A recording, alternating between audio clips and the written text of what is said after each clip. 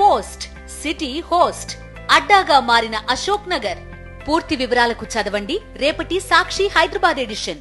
Tollywood range ను అంతకంతకు పెంచేస్తున్నారు మన దర్శకులు. పాన్ ఇండియాను దాటి పాన్ ఇంటర్నేషనల్ రేంజ్ కు వెళ్లిపోతున్నారు. ఎవరి ఊహకు అందనంత ఎత్తుకు తెలుగు సినీ పరిశ్రమను తీసుకువెళ్తున్నారు. కొందరి టార్గెట్ నార్త్ మార్కెట్ ను కొల్లగొట్టడం అయితే మరికొందరి టార్గెట్ హాలీవుడ్ ను బద్దలు కొట్టడం.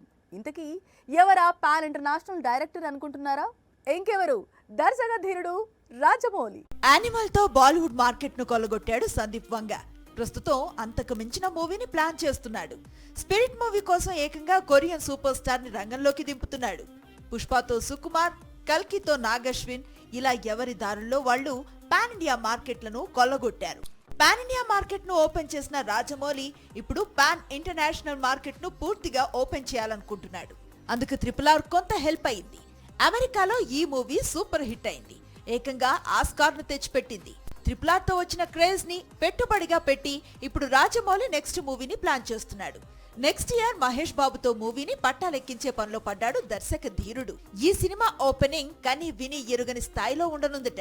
జనవరి లేదా ఫిబ్రవరిలో ప్రారంభోత్సవానికి హాలీవుడ్ దిగ్గజ దర్శకుడు జేమ్స్ కెమెరన్, స్టీవెన్ స్పిల్బర్గ్ రానున్నారట. ఇక ఇండియన్ ఫిల్మ్ హిస్టరీలో అత్యధిక బడ్జెట్ తో మూవీని నిర్మించబోతున్నాడు రాజమౌళి. దాదాపు 1000 కోట్లతో నిర్మించబోతున్నారట. అంతేకాదు ప్రపంచ వ్యాప్తంగా 50 భాషల్లో ఒకేసారి రిలీజ్ కి రెడీ చేయాలనుకుంటున్నారట.